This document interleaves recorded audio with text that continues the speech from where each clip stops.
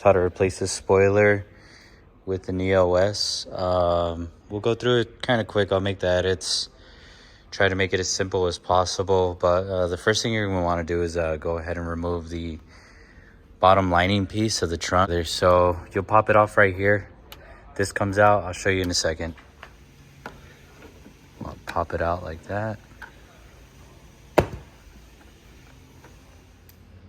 You'll want to use a 7mm to take this off, or that's at least what I'm using.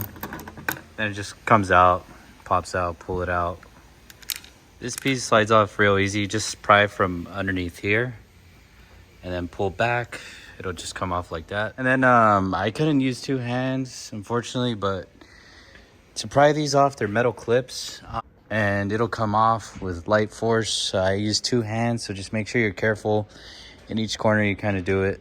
Also note, before you move on with anything else, make sure you disconnect this pigtail. That is your center brake light, which we'll be dealing with afterwards. So let's just make sure we disconnect this so the wire doesn't get pulled on accident. Now we're gonna go ahead and remove these 4 bolts. It should be 1, 2, 3, and then the 4th one down here. Now we just have to be careful with these plastic bits too. As the cars do get older, it does get brittle. So I don't know when you'll be doing this video. However, just make sure you're careful with the plastic tabs as well. So there's one here. All right, so basically once all the screws are off, if you haven't taken it off the first time and it's a non-carbon package, I'm gonna get some pliers and kind of squeeze them in while holding the top part simultaneously. If you look close enough and smooth, it's like, if I hold it smooth, that's where it's holding, basically in the middle. So what I'm gonna go ahead and do is pinch those while holding it and pull it out so it doesn't scratch my car. All right, now I'm gonna go ahead and use a heat gun just because I happen to have one. I'm gonna heat up the angles where it has a lot of high contact, and I'm gonna peel it off. I'll find out right now if you could do it by hand or another way, but you know, since I'm at luxury with the heat gun, I'm gonna try to do it as clean as possible. Yeah, going through the pot process, you will need a heat gun to separate it. It's really etched right here and all throughout the back of this, on this specific line, and then just this corner here. I started peeling it so you could see what I mean. Yeah, you will need a heat gun.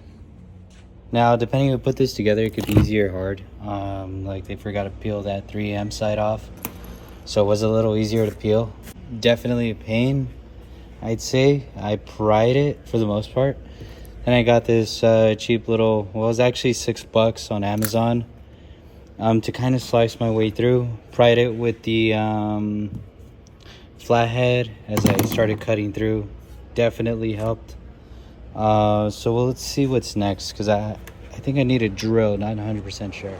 So right now I'm basically putting in the factory, well, the bolts that they provided in the bag in here, and I'm screwing them inside. And what I'm doing is with the screwdriver, I'm going ahead and screwing it, going back and forth just to make sure I don't have any issues once the car's inside.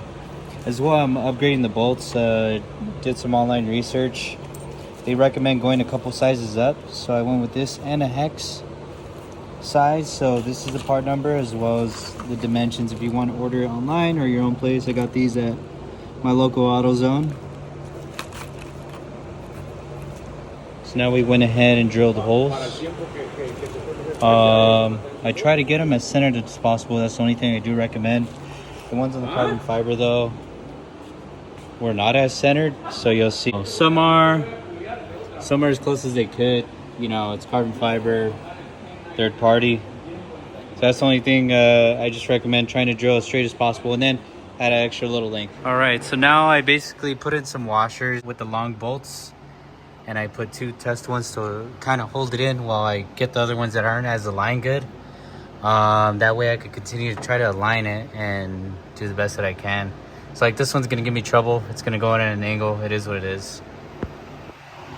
Okay, so another thing, for some reason my bolts didn't want to fit flush.